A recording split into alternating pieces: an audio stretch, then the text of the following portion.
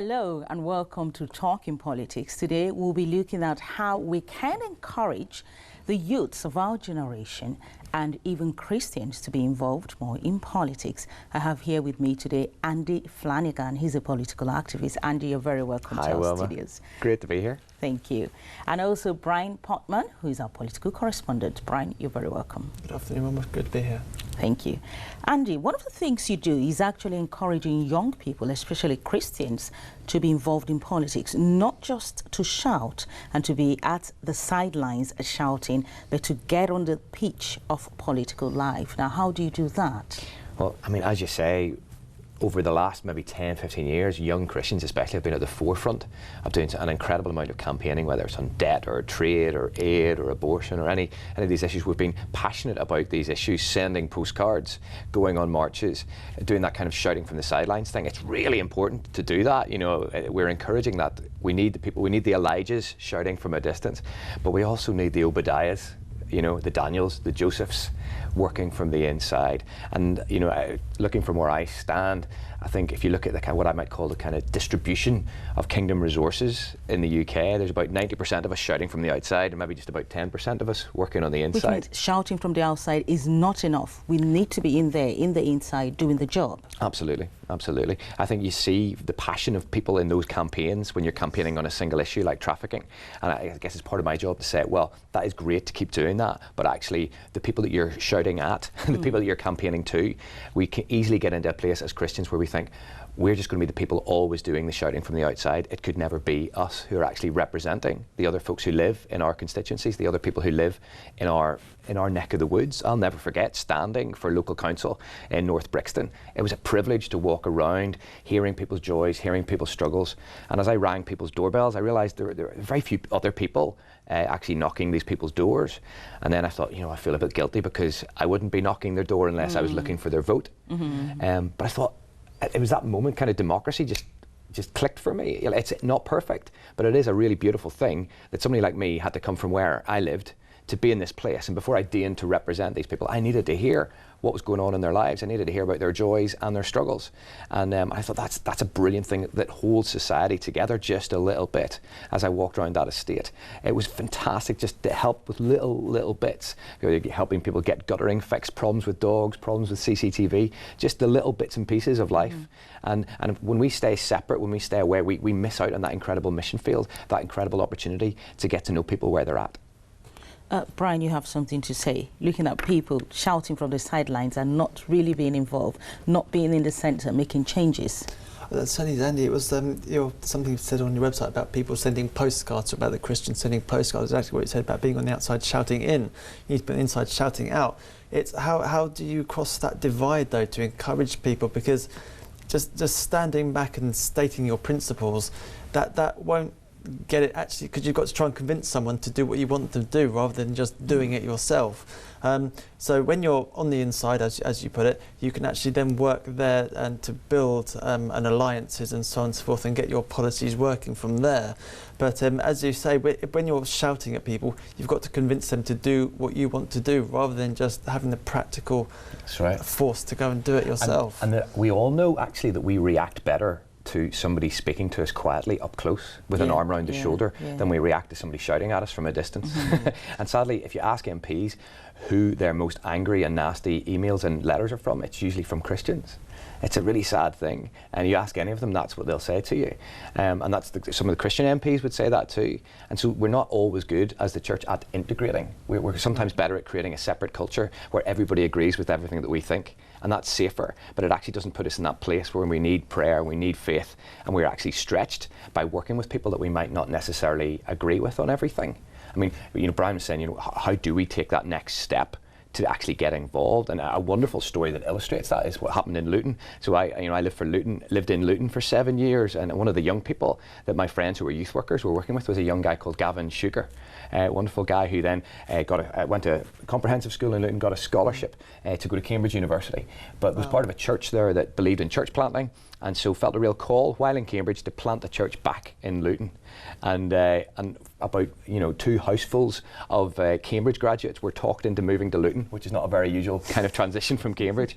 And they've been doing church there for the last 9-10 years, working with homeless, working with folks who are out on the street, working with folks who are caught in the sex trade, working with students there, seeing growth and seeing fruit. But as they got involved in those issues, they realised they couldn't just be helping, couldn't be just applying a plaster, couldn't just be helping people who had been victimised by a sick system. They had to be actually speaking into the system itself, bringing justice and righteousness to the system. Desmond Tutu said we need to not just be pulling the bodies out of the stream, we need to be going back upstream to see who's pushing them in. And so they got involved in political parties. Gavin joined the Labour Party, and he was very quickly got into positions where people were giving him responsibility. Because I think another thing we don't realise as believers is that the salt and light thing actually works. People are drawn to it, and people see people's leadership ability. That the Holy Spirit is real. People are drawn. There's a magnetism, and so Gavin was given positions of responsibility. And I'll cut a long story short. In 2008. The MP for Luton South lost her job in the expenses scandal that we all remember, and Gavin decided to put himself forward. Anyway, long story short, in 2010, a 28-year-old church leader was elected as the Member of Parliament for Luton South. And those are the sort of stories we don't hear. You're not going to read that in the newspaper. We believe that there's this glass ceiling, that somehow there's some conspiracy to stop us managing to do that as believers. But it's absolutely possible. And to see the energy that came across people of all faiths in Luton, when they saw somebody from their own town, somebody at an age that they could understand, they were inspired by that. And so it's absolutely possible. I often say to people, if you turn up at a local political party meeting, and if you bring even a shred of creativity or optimism, if you do what you say you'll do before the next meeting, if you even turn up on time, you're straight away in the top 10% of political operatives in the area because people are crying out for energy and inspiration, and often it's people in the church who can bring that. Energy and inspiration, and that's what most of our youths are looking forward to, because we're talking about how can we encourage the young ones to be involved in politics. You talked about the values that we need in politics today, such passionate values about helping others, stopping sex trafficking and the sex trade we talked about. But how can we go a step further and ensure that the young ones out there who are really discouraged about being part of the political centre, how can they be involved and fully engaged? I would say get involved in a political party. Their websites are there. It's very easy to join them. Have a look at the manifestos, have a look at what they stand for, and choose to join one. Some people say, well, I'm not sure I really want to join that party because I couldn't agree with everything that party stands for. I maybe agree with 60-70% of it, but I couldn't agree with all of it.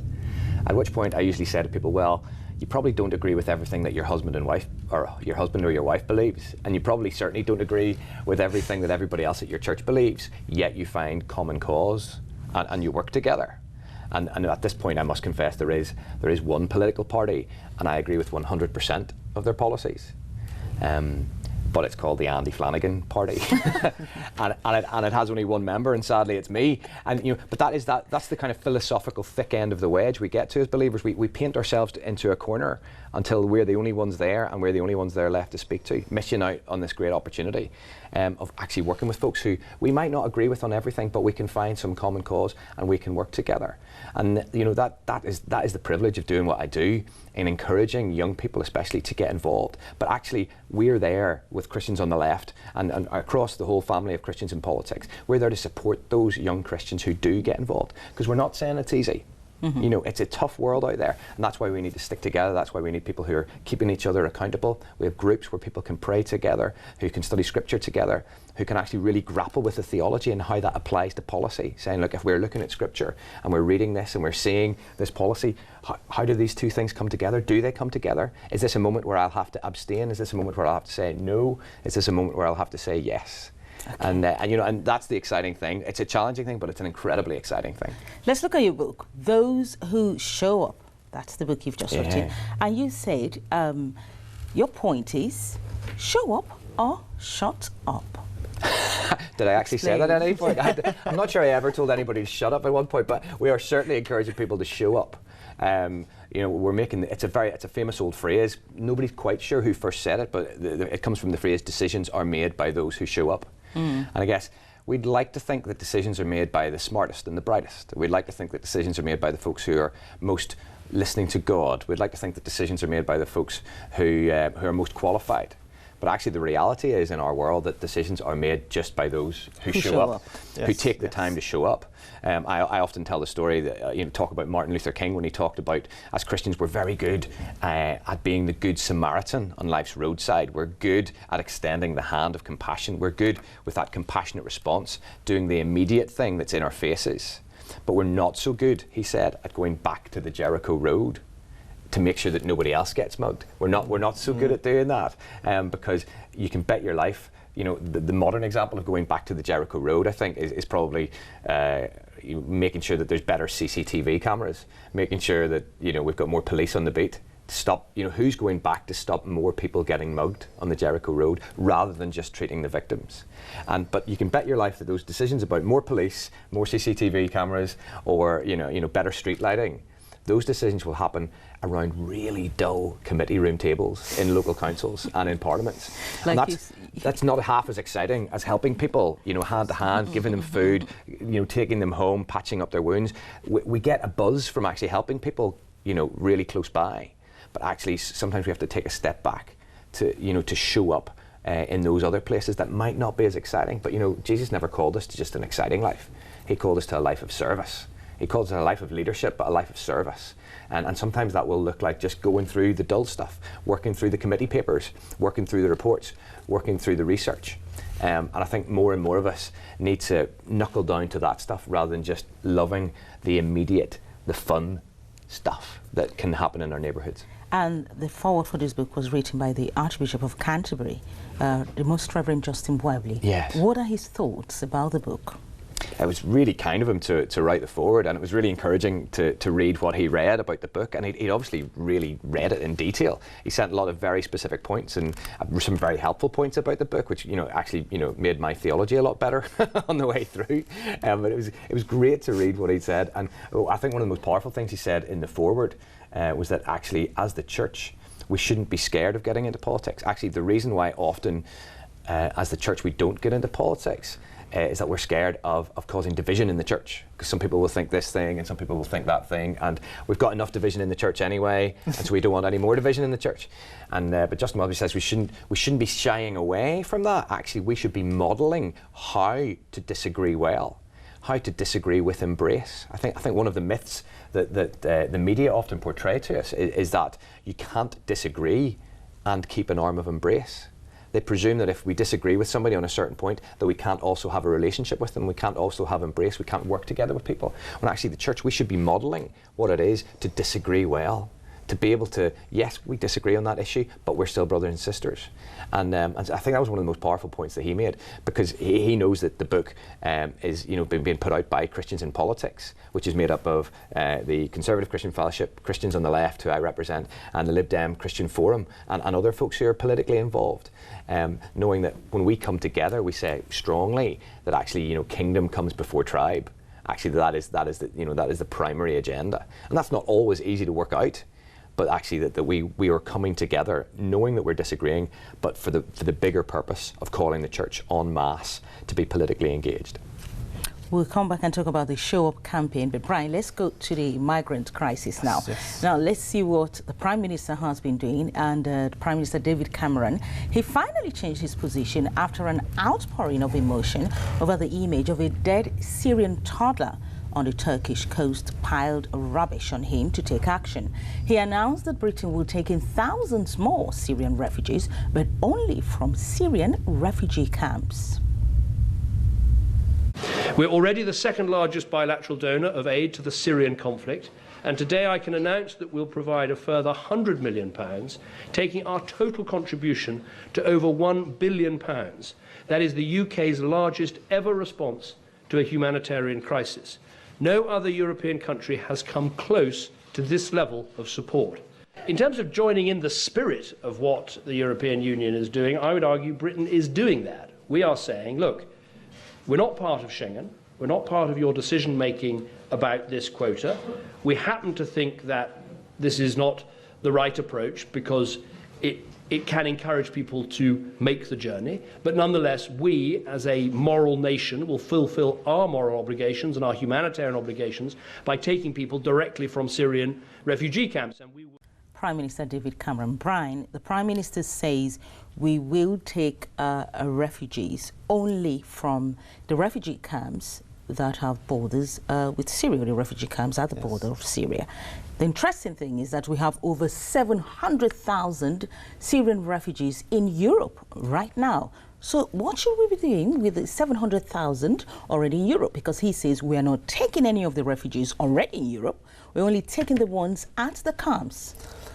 The way refugees should be handled, or the law that's in effect, United Nations Refugees Convention and so on and so forth, is that you apply for asylum in the first country you visit.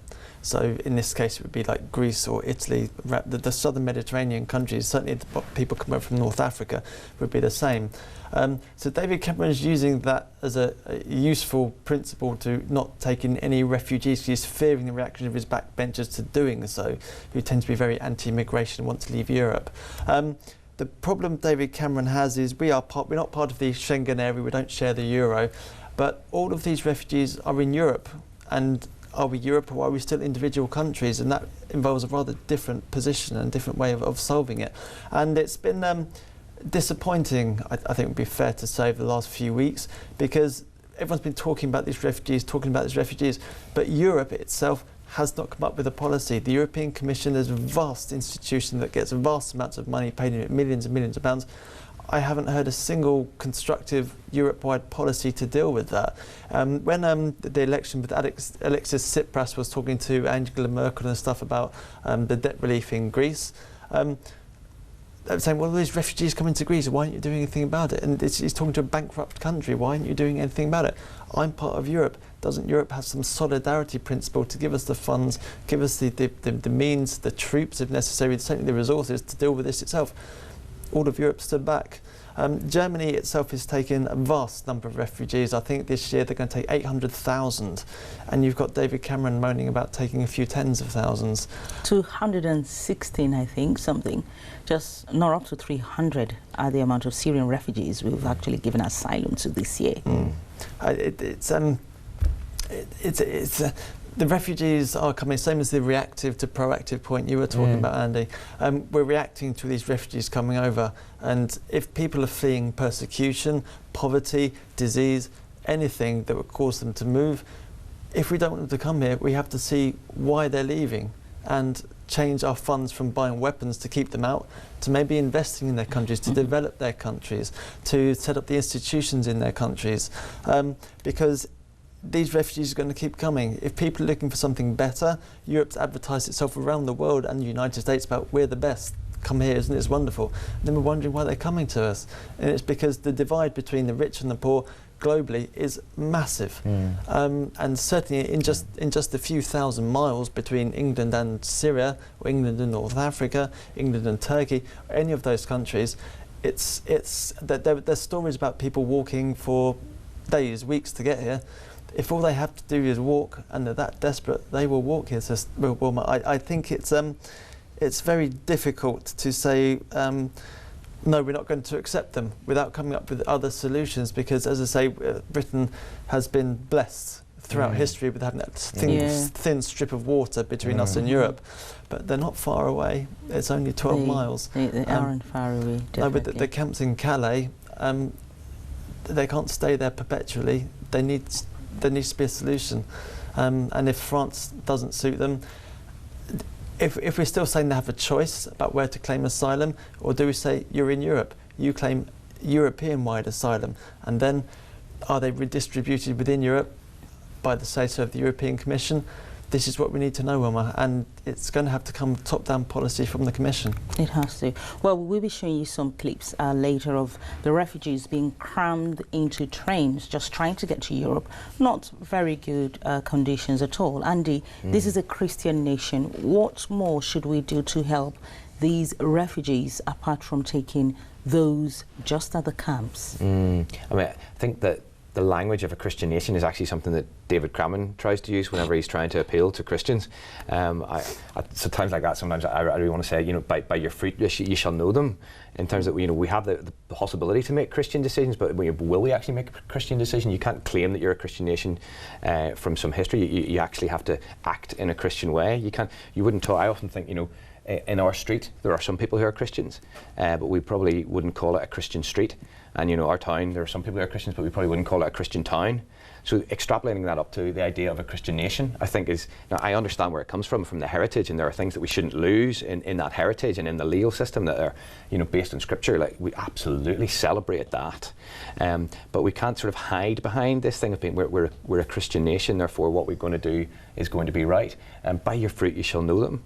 And I think we've been exposed, and I think the Prime Minister's been exposed, as you said, Brian, in the last few weeks, in that because of this sort of hardening attitude towards immigration, like people's initial knee-jerk reaction was, oh yeah, not more of this. Until people were broken open by the reality of it, and realising how much tabloid headlines, especially in the last few years, have really corroded what is, I think, a good heart in a lot of British people to welcome the idea of sanctuary. The Citizens organisation has been fantastic in promoting their Citizens for Sanctuary campaign, encouraging local congregations and local faith groups to be actively involved in promoting the rights of, and encouraging and welcoming folks, and encouraging the idea of sanctuary to be a very biblical idea. Look at the whole of history, of biblical history. So many of the key characters in Scripture, including Jesus, were refugees at some point. And so it's a huge part of our tradition.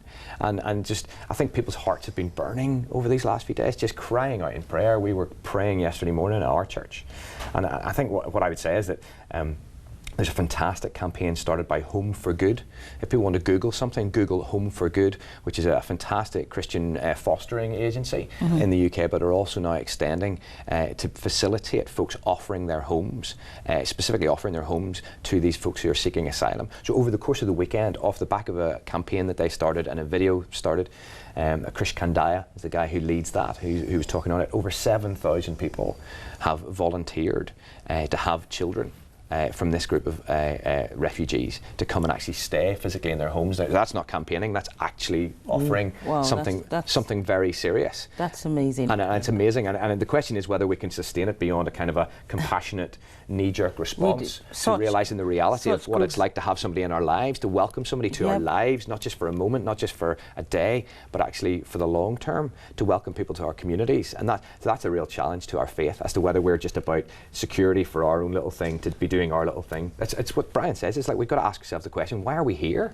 Why are we here on the planet? Why have we been gifted with this gift, this incredible gift called life, unless we want to share it? Sorry, I get passionate about it. I'll go to you, Brian. How can Europe make use of these refugees? Some of these refugees are well educated. We have doctors, we have professionals amongst them. So how can Europe make use of these refugees for the continent and for the refugees as well? That's an interesting question, Mama, because a lot of these refugees, certainly from Syria and in certain African countries, they've qualified in many things. There's an interview with some refugees in Calais. They said, well, I've got an accounting qualification, I've got this kind of qualification, but they're still seen as one refugee. But there's different people in there, they're not just all the same. Talking about the point though, Sister Wilma, it's David Cameron was speaking about making a 7-day NHS in England, and the British Medical Association and several other campaign groups around that. So we can't possibly have a 7-day NHS. We haven't got the doctors. What are we going to do to staff it? Thousands of the people coming over from, say, the Near East, are perfectly good doctors. If we get them into NHS, we could staff our services. They need jobs, we need services. That seems like a useful marriage to make, really does, and it would mean that they'd be paid. They could send money back home again. That would alleviate poverty in their home countries. Many people do move abroad and send the money back to their families where they came from. I think we need to put up or shut up was the expression you didn't like, Andy. But it's a case, if we want to help these people, leaving them in poverty in Europe and just the same as Hungary's built a massive, I think, 150-mile fence around them to stop people getting in. They can either try and stop them getting in, or they can persuade them not to leave their own countries, because development has been better spread around the world. You can't just have development in Europe and in North America. Spread the wealth. Yeah, and I think one of the key things is that we haven't been alive to the fact that so much of our NHS presently is staffed by folks who have arrived from other countries. So many little bits of surgery and bits of treatment that I've enjoyed have been wonderful folks who started their lives in other countries, and we've benefited from that for years and years and years, but that's not the story you hear. And so I think people need to know that, but I also think that we have to be careful not to get lost in a functional argument about folks coming over. You know, whether somebody is useful or not, whether they have functional use to the British economy, we're called to welcome whoever. You know, we are called people. We have to cry out something as Christians on the left we campaign on all the time, is that we say people are more than economic units. Where we really fall into the danger of looking at that. You know, you mentioned Sundays. You know, Sunday trading is being proposed again by this government, where, you know, and the arguments are being put forward are all about money. They're all about money. That profit is the driving force behind everything. People stand up and make budget speeches in the Parliament, but you know they're looking over their shoulder at the markets to see how the markets react. You know, we're becoming slaves to the idea of money and markets and finance, rather than the finances serving us, rather than an economy serving us. So we have to stand out and declare that people are more than economic units, that actually that people are more than the sum of what use they are. That falls into a really functional, that's a terrible piece of theology. Well, you know, we are made in the image of God. We are endowed with divine DNA, and we have worth purely because we are His children, as everyone on the planet is. And when we start drawing lines and saying, because of your race or because of your abilities, you're somehow less than that, we get into terribly bad territory. People are more than economic units, and that's where we'll close with that. Thank you so much for coming on the program, Andy. Thank you for coming. Bless you, Wilma. Thank you, Brian. Thank you for coming. This is Talking Politics. Today we've been talking about how to encourage young people, especially Christians, to get into politics, and the migrant crisis, the refugees from Syria. What should we do with the over 700,000 already in Europe? Prime Minister David Cameron says we would only be taking refugees, tens of thousands, but only from the refugee camps. If you have any questions, you can send emails to talkingpolitics@loveworldtv.co.uk. Enjoy the rest of our programs.